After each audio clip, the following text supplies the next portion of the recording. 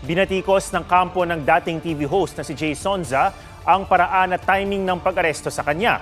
Sabi ng abogado ni Sonza, hindi makapagpiyansa ang kanyang kliyente dahil long weekend at sarado ang mga korte.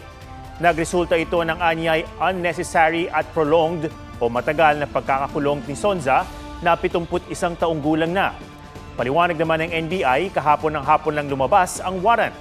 Natagalan din daw ang paghahanap ng address niya, kaya inabot na ng gabi. Nagpalipas sa magdamag sa NBI Detention Facility sa Muntinlupa si Sonza. Sa Lunes, inasang ihaharap siya sa Pasay Regional Trial Court na nag-issue ng warrant. Hinuli si Sonza kagabi para sa kasong unlawful use of means of publication at unlawful utterance. May kinalaman ito sa mga umano'y ipinakalat ni Sonza na peking medical records ni Pangulong Bongbong Marcos. Sa inilabas na arrest warrant ng korte, walang piyansa ang kaso ni Sonza, bagay na kwestiyonin daw ng kanyang mga abogado.